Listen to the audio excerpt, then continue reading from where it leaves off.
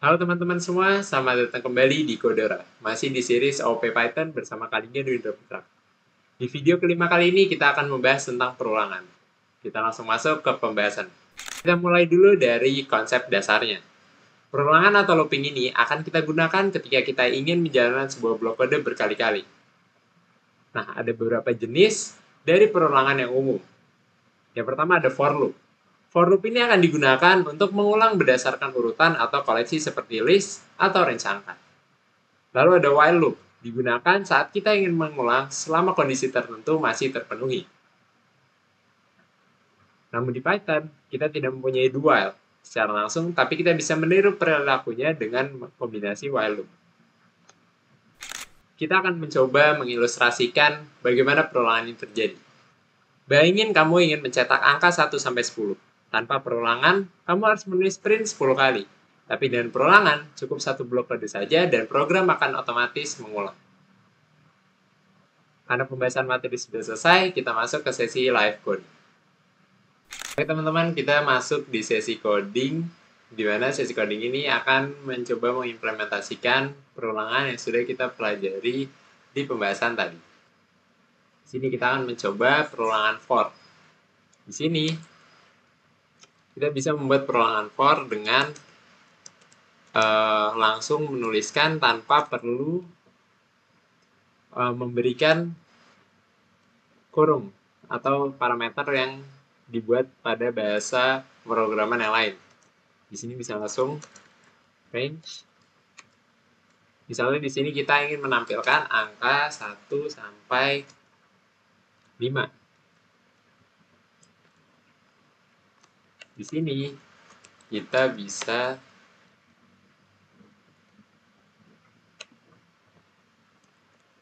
Nah, di sini kita bisa menampilkan angka 1 sampai 5 dengan menambahkan range, yang dimana range ini mengatur batas awal dan batas akhir dari perulangan.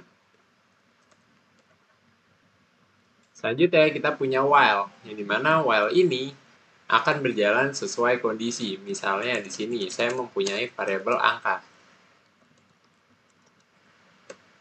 Angka ini sama dengan 1.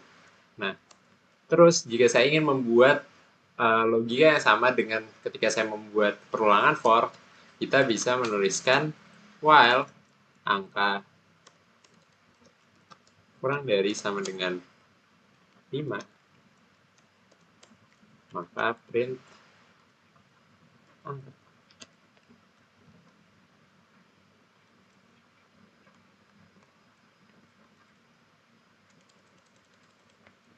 Nah, di akhir kita bisa menambahkan logikanya yang dimana jika di sini di perulangan for ini, dia akan langsung menambahkan nilai dari I ini sesuai dengan batas bawah dan batas atasnya.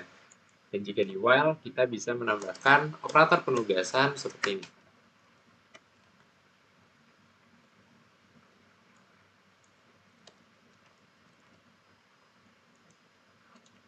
Nah, di sini bisa menampilkan hasil yang sama seperti pada perulangan for yang tadi. Nah, di Python tidak ada yang namanya do while, tapi kita bisa mengakalinya dengan menggunakan perulangan while juga, tapi kita ganti kondisinya dengan hanya true. Lalu kita menambahkan kondisinya itu pada blok kode dari perulangan tersebut. Misalnya di sini kita ingin membuat logika yang sama yang tadi. Kita ingin menampilkan angka 1 sampai 5. Jadi kita bisa membuat print dulu nilai angka. Di sini kita belum buat variabel ya. Variabel dulu angka sama dengan 1. Lalu kita bisa menampilkan angkanya terlebih dahulu, dan angka di sini kita kasih hal yang sama persis dengan yang tadi. Nah, untuk menambahkan do-nya ini, kita bisa menggunakan percabangan if. If angka kurang dari sama lebih dari sama dengan 5, tanpa break. Break di sini berfungsi untuk menghentikan perulangan while ini. Nah, jika kita coba run, maka dia akan menampilkan angka 1 sampai dengan 5. Di sini kenapa cuma sampai 1 sampai dengan 4 doang? Karena di sini ada lebih dari sampai dengan 5. Jadi kita mengganti dengan lebih dari sampai dengan 6.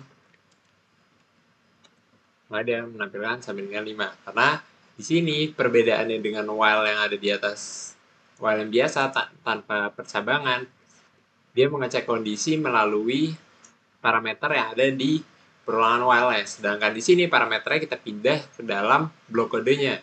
Jadi ketika blok kode ini sudah dicek dan terbukti bahwa nilai angka sudah sama dengan 5, maka dia langsung berhenti dan perulangan ini tidak terus berjalan lagi. Berbeda dengan di sini, dia dicek dulu. Ketika dia 4, dia di plus sama dengan dulu, baru dia dicek lagi apakah angka yang kita plus sama dengan ini hasilnya kurang dari atau sama dengan 5. Sedangkan di sini dia mengecek di dalam blok kodenya. Jadi dia berulang dulu baru masuk ke blok kode. Makanya tadi kita mendapatkan hasil hanya 1 sampai dengan 4, bukan 1 sampai dengan 5.